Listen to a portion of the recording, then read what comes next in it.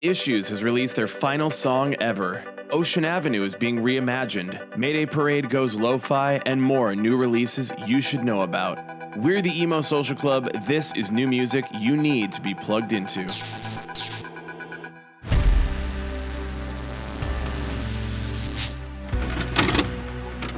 Issues has put out their final single, Since I Lost You. The band is ending their career. Yeah. Doing a run of 6 shows. This one features Sky Accord on vocals. So they're going to be playing these shows with Brian from the home team. Yes. But they're only, the song itself is going to feature Sky on vocals. So yeah, this is the last song. It's over. We went to the show at Concord here in Chicago. It was great because this is coming out after that show. So it was great. We had a wonderful time. It was great. We finally saw our besties in Nightlife too. Yeah, that was pretty Nightlife sick. opened. Oceano opened here in Chicago. Chicago's own deathcore band opening up for Issues. It was a great show. And cheers to Issues. And we miss you already. And come back soon. Come back soon. Come back for When We Were Young 2026. Besties Barely Civil are back with a new single off of their upcoming album, I'd Say I'm Not Fine, and that's coming out on March 22nd. This is pretty much your quintessential Midwest emo if you're already looking out for that for the new year. And it was also on Pace Magazine's Pick of the Week rundown. That's always really cool to see that. Is Barely Civil and Midwest emo going to be the 2024 genre? I think it could be, yes. And I say a little guess of what the genres that are going to pop off in 2024 are going to be. It's going to be Midwest emo, going to be shoegaze, and it's going to be post-grunge, more than it even currently has. It's going to be also a mix of some type of more actual like hardcore EDM and actual like hardcore and alt music. Hell yeah. For sure. I like it. I'm looking forward to it. Our friends in Footballhead released the 3rd single off their upcoming album. The song is called Like a Blister. This features friend of the pod, Adam Siska of The Academy Is. Lizzie wrote an article about this single for Adobe Radio. Yes, it's the other thing that I do on the side as well. It's a short song. Like every single Footballhead song is under 2 minutes, which is wild. Love it. Big fan of it. It is so this like quintessential early 2000s, late 90s vibe where the opening almost sounds like Everclear.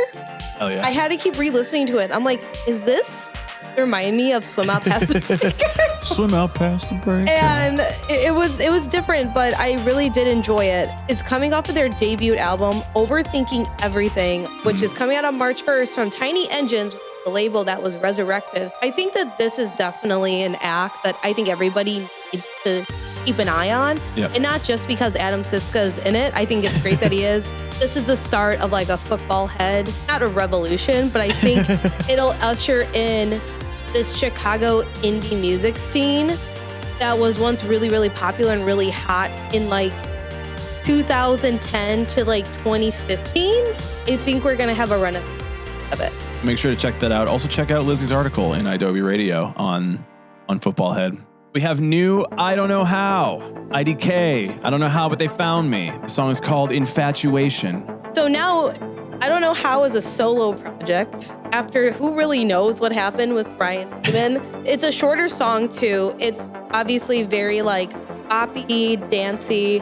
But when you listen to the lyrics and if you watch the music video, there's like an Uncanny Valley mask that him or somebody else wears, and they're like doing this like weird dancing, and it's like unsettling. It reminded me, listening more to the lyrics, of the Wombats' Great Tragedy, which is about basically an obsessive fan stalking people. Great.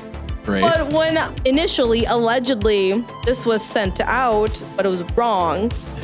It was supposed to be about religious guilt that comes with indulging in your own sexual fixations and fantasies. Alan Weeks actually went on his Twitter. Yeah, they got that wrong. It's supposed to be on the surface, it's about a romantic infatuation, but really it's about indulging in your own ego to the point of neglecting reality and the consequences that always follow. And they're also coming up on an upcoming tour too, so people can definitely go and see it live. Ocean Avenue is being reimagined, or at least Yellowcard has posted a teaser on their Twitter that may end up being released tomorrow.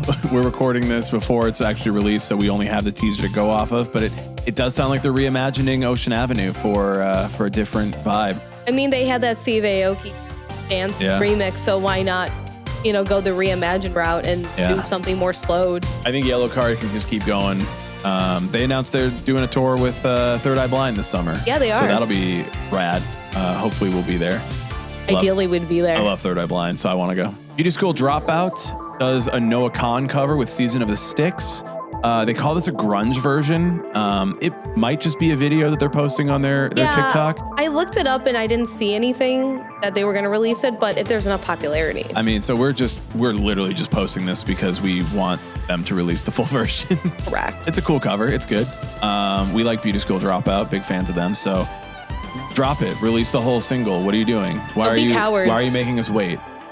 Stop teasing us. Give us the whole thing. Mayday Parade releases a lo-fi, some lo-fi songs of their songs. We got Jamie L. Over was posted today, a collaboration with Less Gravity and Alex. It has like that lo-fi girl imagery on their YouTube. So maybe if you're looking for some emo vibes to study to.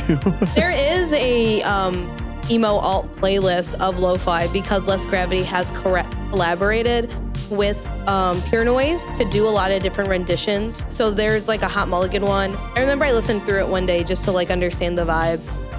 It is like chill vibes to study to, like for sure. Always good. And it's cool that Mayday Parade is jumping on that. I like it.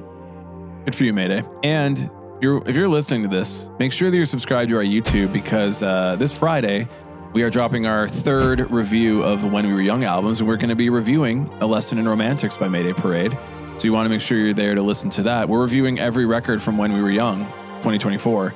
So yeah, make sure you're subscribed so you get to partake in those reviews when they come out. Yeah, we're also going to tell you if it's a set you should see or not. So you can also see our controversial takes and then let us know in the comments how you feel about it. It's just arguing for 20 minutes about albums we love. And Aaron West and the Roaring Twenties are back. They have a single called In Lieu of Flowers. For those who don't know, Aaron West and the Roaring Twenties is the side project of Dan Campbell from the Wonder Years. They put out a lot of music. They've done some tours before, so I guess it's just they're back now. This track is actually the title track called In Lieu of Flowers. In the beginning of the song, it opens with brass string section that kind of gets you into it. And very in true like Dan Campbell fashion, it's very devastating in the lyrics to listen to. This is a band, we have a lot of bands and artists have done concept albums, or they've off-spun those concept albums into graphic novels. I believe actually Aaron West and the Roaring Twenties is a concept. It's a concept band. Yes. Yeah, that is what is so interesting and different about this. It's basically picking up off of the last album that came out. Aaron West, who is the main character in all of this, is basically coming to terms with what has happened in his past, having to be accountable for things, kind of stitch up his open wound and figure out what to do in life and to move on. So I'm pretty sure the rest of this album is going to be devastating for everybody. Everyone's going to have a fucking emotional time. Danny Cams can write some sad, sad songs. And I think that's why people love the Wonder Years and why they love Aaron West so much. So look forward to that. April 12th is when everyone's going to be devastated unless you bought tickets to the already sold out Ashbury Lane show in New Jersey, which is the day before. You would hear the record early. Yeah. We hope you're there. We will not be because we're not there. It will be live streamed for people, though. They are selling live stream tickets if you're a huge Aaron West fan and you were not able to go. Yeah. Check it out. Thanks for checking out this music recommendations video. Make sure to subscribe so you don't miss the music you should be listening to. Gently press the like button if you liked it. Check out our other vids in the meantime, and we'll see you next week.